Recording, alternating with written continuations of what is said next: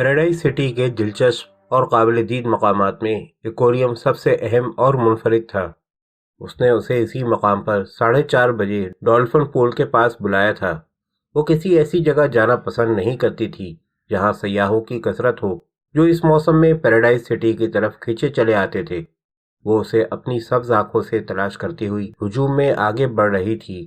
شرارت پسند آوارہ مزاج لوگ ہجوم سے فائدہ اٹھاتے ہوئے اس کے چٹکیاں لے لیتے تھے، مگر یہ ایک ایسی بات تھی جس کی وہ عادی ہوتی جا رہی تھی۔ بہت دنوں سے اس نے اس کی پرواہ کرنی چھوڑ دی تھی۔ یہ ایک ایسی حرکت تھی جو خوبصورت خد و خال اور دلکش متناسب جسم رکھنے والی لڑکیوں کو گوارا کرنی ہی پڑتی تھی۔ بھیڑ کو ناپسند کرنے کے باوجود اسے اطمینان تھا کہ یہاں کسی ایسے فرد سے سامنا نہیں ہو سکتا جس کا تعلق کیسینو سے ہو۔ اس اعتبار سے اس مقام پر ملنے کے لیے اسے بلانا اس کی ہوشیاری کا مظہر تھا۔ وہ ڈولفن پول کے پاس پہنچی تو وہ اپنی شریفانہ مسکراہٹ کے ساتھ موجود تھا۔ وہ ایک دبلے پتلے جسم اور ناٹے قد والا مرد تھا اور عمر 62-63 سال سے کم نہیں معلوم ہوتی تھی۔ اس کی بھوری آنکھیں اور باریک ہونٹ مستقل مسکراتے رہتے تھے۔ اب اس کے دل سے اس کا اعتبار اٹھ گیا تھا، بلکہ ایک حد تک خوف محسوس کرنے لگی تھی۔ اچھا تو میری عزیزہ، ہم ایک بار پھر ملاقات کر رہے ہیں، وہ بولا۔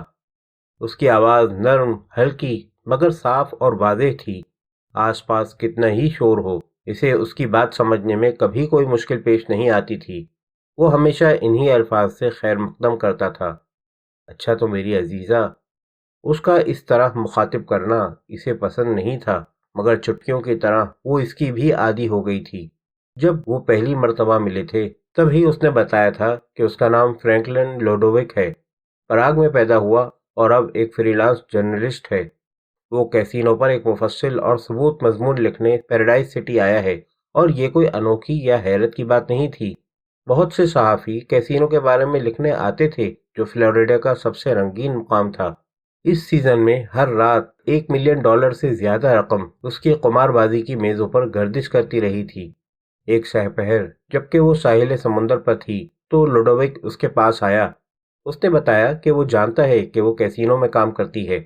اس نے اسے ایک خوبصورت ملاقاتی کارڈ دکھایا جس سے ظاہر ہوتا تھا کہ اس کا تعلق مشہور اخبار نیو یارکر سے ہے اور وہ کیسینو کے بارے میں اندرونی معلومات حاصل کرنے کی کوشش کر رہا ہے۔ اس نے یہ بھی بتایا کہ وہ کیسینو کے مینیجر ہیری لیوس سے مل چکا ہے، مگر اس سے کوئی مفید بات معلوم نہیں ہو سکی۔ تب اس نے سوچا کہ وہ اس سے ملے۔ وہ کیسینو کے والٹ میں دوسری کئی لڑکیوں کے ساتھ کام کرتی ہے اور یقیناً اسے کچھ نہ کچھ باتیں معلوم ہوں گی۔ نیو یارکر ایک دولت مند اخبار ہے۔ وہ مناسب معلومات کے لیے بڑی رقم دے سکتا ہے، مثال کے طور پر $500۔ واضح رہے کہ یہ کہانی کوئی 40 سال پہلے کی ہے اور اس وقت کے $500 آج کے $50,000 کے برابر تھے۔ $500 کا سن کر اس کی سانس نیچے کی نیچے اور اوپر کی اوپر رہ گئی۔ $500! وہ شادی کرنے کے لیے بہت بےتاب تھی، مگر اس کا بوائے فرینڈ ٹیری نیوز ایک طالب علم تھا۔ ان دونوں نے فیصلہ کیا تھا کہ اگر وہ کسی طرح $500 پانے میں کامیاب ہو جائیں تو فوراً شادی کر لیں گے، مگر سوال یہی تھا کہ $500 کہاں سے حاصل کیے جائیں۔ اب یہ بے ضرر سا دکھائی دینے والا آدمی اسے کیسینو کے بارے میں معلومات کے عوض اتنی ہی رقم دے رہا تھا جتنی کہ ان کو ضرورت تھی۔ وہ فوراً ہی اس بات میں جواب دینے والی تھی کہ اسے یاد آ گیا اس نے ملازمت کے وقت کیسینو کی انتظامیہ سے جو معاہدہ کیا تھا اس کی ایک شرط یہ بھی تھی کہ اسٹاف کا کوئی ممبر کسی سے کیسینو کے معاملات کے بارے میں گفتگو نہیں کرے گا۔ کسی نے ایسا کیا تو ملازمت سے برطرف تو کیا ہی جائے گا، مقدمہ چلائے جانے کا بھی پورا امکان تھا۔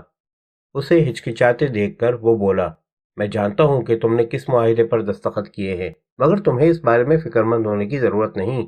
یہ بات کبھی کسی کو معلوم نہیں ہوگی کہ مجھے اپنی معلومات کس سے حاصل ہوئی ہیں۔ $500 ایک معقول رقم ہے، بلکہ وہ اخبار سے سفارش کرے تو کچھ زیادہ بھی مل سکتے ہیں۔ اتنا کہہ کر لوڈووک چلا گیا۔ پھر اس نے شام کو فون کیا کہ اس نے اپنے ایڈیٹر سے بات کی تھی اور اسے $1000 دینے پر آمادہ کر لیا ہے۔ ایک غلط کام کرنے کے احساس اور خوفزدہ ہونے کے باوجود وہ آمادہ ہو گئی۔ لوڈووک نے اسے $500 تو فوراً دے دیے اور باقی 500 کے بارے میں وعدہ کیا کہ جب وہ اسے تمام ضروری معلومات بتا دے گی تو وہ بھی دے دیے جائیں گے۔ اس کے کریدنے والے سوالات سے ایسا معلوم ہونے لگا جیسے وہ یہ معلومات کوئی مضمون لکھنے کے لیے نہیں بلکہ کیسینو کو لوٹنے کے لیے حاصل کر رہا ہے۔ کتنے گارڈ ہوتے ہیں؟ رات کے وقت جوئے کی میزوں پر اوسطاً کتنی رقم موجود رہتی ہے، اس کا حفاظتی انتظام کیا ہے اور کس طرح کام کرتا ہے؟ آخر ایسے سوالات سے اور کیا ظاہر ہوتا تھا؟ پھر اس کی آخری بات، وہ کیسینو کے الیکٹرک سسٹم کا نقشہ مانگ رہا تھا، اور یہ ایسی بات تھی کہ وہ احتجاج کیے بغیر نہ رہ سکی۔ ہرگز نہیں، میں تمہیں نقشہ نہیں دے سکتی۔ پھر مضمون لکھنے کے لیے الیکٹرک سسٹم کے نقشے کی کیا ضرورت ہے؟ میں تو سوچنے لگی ہوں۔ سوچو مت میری عزیزہ، لوڈووک نے بات کاٹ دی۔ مجھے نقشے کی ضرورت ہے، اس بحث میں مت پڑو کہ کیوں ضرورت ہے۔ میرا میگزین زیادہ رقم دینے پر تیار ہے، مزید $1000۔ یہ کہتے ہوئے اس نے اپنی جیب سے $500 نکال کر اس کے سامنے رکھ دیے۔ یہ تمہاری باقی رقم ہے، تم نے دیکھا میں وعدہ خلافی نہیں کرتا، مزید $1000 بھی ضرور ملیں گے۔ اس نے نوٹ اپنے بیگ میں رکھ لیے۔ وہ جان گئی تھی کہ یہ آدمی حقیقت میں خطرناک ہے اور اپنی معصومانہ وضاحت کے باوجود کیسینو کو لوٹنا چاہتا ہے۔ اسے ایسی اہم معلومات حاصل کرنے کے لیے استعمال کر رہا ہے جو ایک ناممکن کام کو ممکن بنا دیں۔ اب اگر اسے $1000 اور مل جائیں گے تو اسے ہر شام 7 بجے کیسینو والیٹ میں جانے اور رات کے 3 بجے تک کام کرنے کی ضرورت نہیں رہے گی۔ وہ ٹیری سے شادی کر لے گی اور اس کی پوری زندگی بدل جائے گی۔ اگر یہ آدمی کیسینو کو لوٹنے کی پلاننگ کر رہا ہے تو اسے اس بارے میں جاننے کی ضرورت نہیں تھی، البتہ اسے مزید $1000 کی یقینی ضرورت تھی۔ وہ نقشہ لانے پر آمادہ ہو گئی۔ اگرچہ یہ کام آسان نہیں تھا، مگر آخرکار وہ نقشہ پانے میں کامیاب ہو گئی۔ یہ اس لیے ممکن ہو سکا کہ وہ اضافی آمدنی کے لیے دن میں جنرل آفس میں بھی کام کرتی تھی اور اسے تمام فائلوں پر دسترس حاصل تھی۔ اس آدمی لوڈووک نے اس کا انتخاب کر کے واقعی عقل مندی کی تھی، لیکن یہ آدمی جس کا اصلی نام سورج میسکی تھا کسی سانپ سے زیادہ خطرناک تھا۔ وہ 10 ماہ قبل پیراڈائز سٹی آیا تھا۔ اس نے خفیہ طور پر ان 4 لڑکیوں کے بارے میں معلومات حاصل کر لیں اور آخر میں اس خوبصورت سرخ بالوں والی لڑکی کو اپنی توجہ کا مرکز بنا لیا، جس کا نام لونا ایوانس تھا، اور یہ انتخاب اس کی ذہانت اور چالاکی کا مظہر تھا۔ تم کامیاب ہو گئیں؟ اس نے پوچھا تو لونا نے اثبات میں سر ہلایا۔ بہت خوب، وہ نقشہ مجھے دے دو، تمہارے $1000 میری جیب میں موجود ہے۔ پہلے میری رقم دو۔ ضرور۔ لوڈووک نے جیب سے ایک لفافہ نکالا۔ اس میں پوری رقم موجود ہے، مگر ابھی گننا نہیں میری عزیزہ، لوگ دیکھ لیں گے۔ وہ نقشہ کہاں ہے؟ لونا نے لفافہ ہاتھ میں لیا، اندر کڑکڑاتے نوٹوں کو محسوس کر کے مطمئن ہو گئی۔ وہ جلد سے جلد اس سلسلے کو ختم کر دینا چاہتی تھی۔ اس نے نقشے لوڈووک کے حوالے کر دیے۔ یہ کئی صفحات تھے جن میں کیسینو کی الیکٹرک وائرنگ دکھائی گئی تھی۔ اس وائرنگ میں روشنی کا نظام، ایئر کنڈیشن سسٹم اور خطرے کے الارم سب ہی کچھ شامل تھے۔ لوڈووک نے انہیں ایک سرسری نظر سے دیکھا اور اپنی جیب میں رکھ لیا۔ یہ کام تو بہت اطمینان بخش طریقے پر انجام پا گیا۔ لوڈووک مسکراتے ہوئے بولا، بس ایک بات اور ہے۔ نہیں، اب میں کچھ اور نہیں کروں گی، لونا نے جلدی سے کہا۔ میں کچھ اور کرنے کو نہیں کہہ رہا ہوں، بلکہ اپنی طرف سے ایک تحفہ دینا چاہتا ہوں۔ اس نے جیب سے ایک چھوٹا سا پارسل نکالا جس پر ڈائنا کا لیبل لگا ہوا تھا۔ یہ تحفہ قبول کرو، تم جیسی خوبصورت لڑکی کو اپنے ہاتھوں کی نگہداشت کرنی چاہیے۔ لانو کو اس غیر متوقع مہربانی پر حیرت ہوئی۔ ہاتھوں کی ڈائنا کریم دولت مند خواتین کے لیے بنائی گئی تھی۔ اس تحفے سے اسے $1000 پانے سے زیادہ خوشی ہوئی۔ اوہ، بہت بہت شکریہ، اس کے منہ سے نکلا۔ تمہارا بھی شکریہ میری عزیزہ، اور اب گڈ بائے۔ وہ ہجوم میں کسی بھوت کی طرح غائب ہو گیا۔ لونا جلدی سے گھومی اور باہر نکلنے والے دروازے کی طرف چل دی۔ اس نے ڈائنا کریم کا پارسل مضبوطی سے پکڑ رکھا تھا، وہ پارسل جس میں اس کی موت بند تھی۔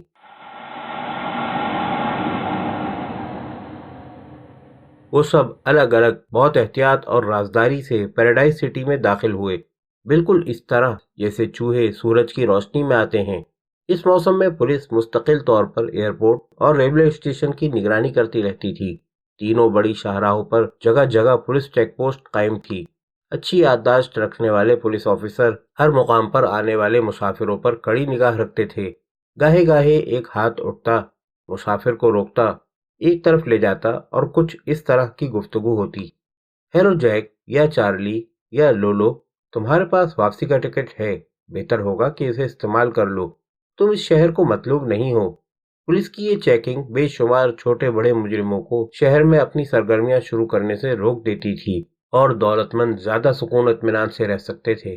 چنانچہ وہ 4 آدمی جو ایک طلب نامے کے جواب میں آ رہے تھے، انہیں پولیس کی اس چیکنگ سے خبردار کر دیا گیا تھا کہ وہ الگ الگ خاموشی اور رازداری سے شہر میں داخل ہوں۔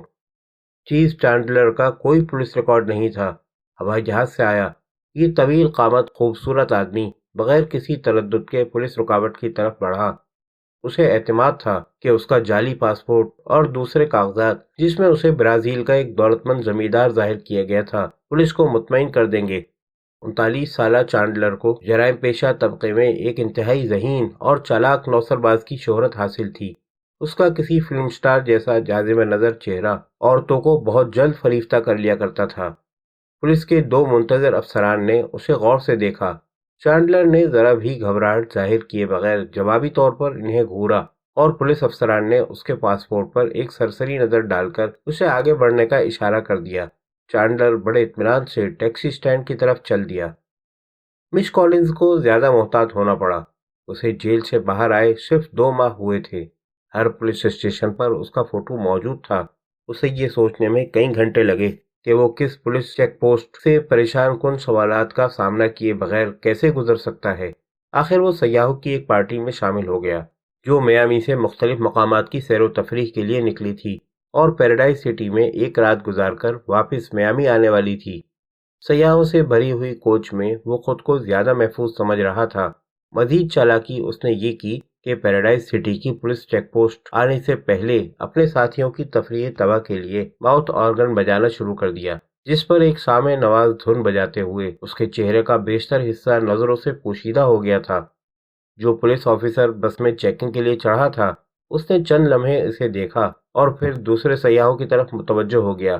اس طرح مس کولنز بحفاظت پیراڈائز سٹی پہنچ گیا۔ وہ ایک ایسا آدمی تھا کہ اگر پہچان لیا جاتا تو پولیس فوراً ہی اسے واپس کر دیتی، کیونکہ وہ نہ صرف سیف کھولنے یا توڑنے میں ماہر تھا، بلکہ ہر قسم کے خطرے کے الارم کو بیکار کر دینے میں بھی استاد سمجھا جاتا تھا۔ اس کی عمر 41 سال تھی، جس میں 15 سال کی مدت اس نے مختلف اوقات میں جیل میں بتائی تھی۔ بھاری بھرکم جسم، مضبوط طاقتور اعضاء، سرخ بال جو اب تیزی سے گرتے جا رہے تھے۔ جب بس پیراڈائز سٹی کے بس اسٹیشن پر رکی تو وہ ٹور کے انچارج کو ایک طرف لے گیا اور اسے بتایا کہ اسے اچانک یاد آ گیا ہے کہ اس کا ایک دوست اس شہر میں رہتا ہے، اس لیے وہ واپس نہیں جائے گا۔ اس کے پاس چونکہ ریٹرن ٹکٹ ہے، اس لیے انچارج وہ ٹکٹ کمپنی کو واپس کر دے اور جو رقم بھی ملے اسے اپنے خرچ میں لے آئے۔ اس سے پہلے کہ انچارج اس کا شکریہ ادا کر سکتا، وہ بس سے اترا اور لوگوں کے ہجوم میں غائب ہو گیا۔ جیک پیری خود اپنی کار میں پیراڈائز سٹی آیا، جو اگرچہ پرانی ہو گئی تھی پھر بھی اچھی کنڈیشن میں تھی۔ وہ جانتا تھا کہ واشنگٹن کے فنگر پرنٹ ڈپارٹمنٹ کے پاس اس کے سیدھے ہاتھ کی پہلی انگلی کا نشان موجود ہے۔ اپنی طویل مجرمانہ زندگی میں اس سے بس یہی غلطی ہوئی تھی۔ اس کا کوئی فوٹو پولیس کے ریکارڈ میں نہیں تھا، چنانچہ جب وہ پولیس چیک پوسٹ کی طرف بڑھا تو مطمئن تھا۔ چیکنگ کرنے والے پولیس آفیسرز کو خیال بھی نہیں ہوگا کہ جو آدمی ان کے سامنے کھڑا ہے وہ ایک پیشہ ور قاتل ہے۔ گزشتہ 27 سال سے پیری کرائے کے قاتل کی حیثیت سے زندگی گزار رہا تھا۔ وہ بہترین نشانے باز تھا، ہر قسم کی اخلاقیات سے مبرہ۔ انسانی زندگی کی وقت اس کی نظروں میں اتنی بھی نہیں تھی جتنی اتفاقاً پیروں کے نیچے آ جانے والے کسی کیڑے کی، مگر وہ حد سے زیادہ فضول خرچ تھا، اس لیے عموماً تنگ دستی کا شکار رہتا تھا۔ اس کی زندگی میں عورتوں کو بڑی اہمیت حاصل تھی، اور عورتوں پر تو روپیہ خرچ کرنا ہی پڑتا ہے۔ اس کی عمر تقریباً 62 سال تھی۔ بھاری بھرکم جسم، چھوٹا قد، سر کے بال برف کی طرح سفید، باریک ہونٹ اور طوطے کی چونچ جیسی ٹیڑھی مگر چھوٹی ناک۔ وہ ہمیشہ مسکراتا رہتا تھا۔ اگر اس کے دوست ہوتے تو اس مسکراہٹ کی وجہ سے اسے کوئی خطاب دے دیتے، مگر اس کا کوئی دوست نہیں تھا۔ وہ ایک بے رحم اور بے حس قاتل تھا جس کے دل میں کسی کے لیے کوئی جذبہ نہیں تھا، یہاں تک کہ خود اپنے لیے بھی۔ پیٹرول آفیسر فریڈ اوئلی گزشتہ 4 گھنٹے سے مسلسل ڈیوٹی پر تھا، بہت ہوشیار اور مستعد، مگر اپنی شاندار کاروں میں آنے والے دولت مندوں کو چیک کرتے کرتے بور ہو گیا تھا۔ وہ سب چھٹیاں گزارنے، اعلیٰ ہوٹلوں میں مہنگے کھانے کھانے، بڑے بڑے داؤ لگا کر جوا کھیلنے اور فیشنیبل کال گرلز کے ساتھ راتیں گزارنے پیراڈائز سٹی جا رہے تھے، جبکہ وہ گرم دھوپ میں کھڑا اپنے پیر تھکا رہا تھا۔ اوئلی نے جیسے ہی اس موٹے مسکراتے بوڑھے کو دیکھا تو اس کے دل میں بے اختیار نفرت کا جذبہ پیدا ہوا۔ تمہارے پاس پاسپورٹ ہے؟ اس نے کار کی کھڑکی پر ہاتھ رکھتے ہوئے ترش لہجے میں پوچھا۔ مجھے پاسپورٹ کی کیا ضرورت ہے؟ پیری نے جواب دیا۔ ڈرائیونگ لائسنس ہے، اس سے کام نہیں چلے گا۔ ویلی نے ہاتھ آگے بڑھایا۔ پیری نے اپنا لائسنس دیا، جسے بنوانے میں اسے $400 خرچ کرنے پڑے تھے۔ یہ قیمت اس لیے تھی کہ لائسنس میں اس کی پہلی انگلی کا نشان بڑی مہارت سے تبدیل کر دیا گیا تھا۔ یہاں کیوں آئے ہو؟ کھانے پینے، جوا کھیلنے اور داد عیش دینے، پیری نے قہقہہ لگایا۔ میں چھٹی منانے آیا ہوں دوست۔ اویلی نے کچھ دیر گھورنے کے بعد لائسنس واپس کر دیا۔ دوسرا آفیسر جیکسن بڑبڑا رہا تھا کہ اویلی نے پیری کو روک کر کاروں کی ایک لمبی قطار بنا دی ہے۔ اس نے اویلی سے کہا کہ وہ اس آدمی کو جانے دے۔ اویلی نے جیسے بادل ناخواستہ پیری کو آگے بڑھنے کا اشارہ کیا۔ پیری نے کار آگے بڑھا دی۔ وہ پولیس چیکنگ سے بچ نکلنے میں کامیاب ہو گیا تھا، مگر واشنگٹن اسمتھ کو پیراڈائز سٹی میں داخل ہونے کے لیے زیادہ درد سری کرنی پڑی۔ نیگرو تو سفید پوش نظر آتے ہوں تب بھی ان کو اچھا نہیں سمجھا جاتا تھا، اور اسمتھ تو سفید پوش بھی نہیں تھا۔ اسے جیل سے باہر آئے صرف 2 ہفتے ہوئے تھے۔ اس کا جرم یہ تھا کہ اس نے 2 کانسٹیبلوں کی مرمت کر دی تھی جو اسے گھیر کر ٹھوکروں سے مارنا چاہتے تھے۔ اپنی حماقت سے وہ ایک ایسے جلوس میں شامل ہو گیا تھا جو سیاہ فام لوگوں کو ووٹ کا حق دینے کے سلسلے میں نکالا جا رہا تھا۔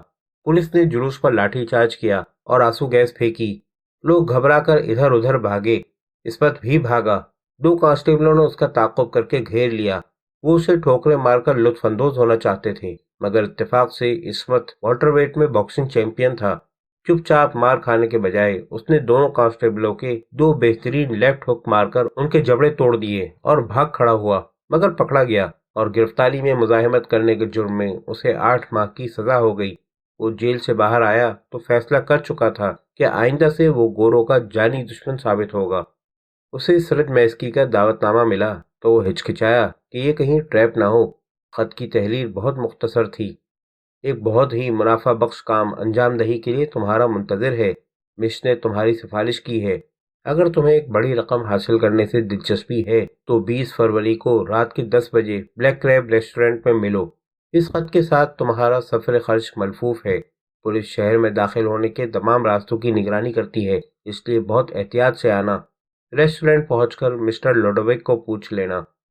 خط کے ساتھ لفافے میں $100 کے 2 نوٹ تھے۔ اسمتھ مش کالنز کو جانتا تھا۔ وہ اس سے جیل میں ملا تھا اور اسے پسند کرتا تھا۔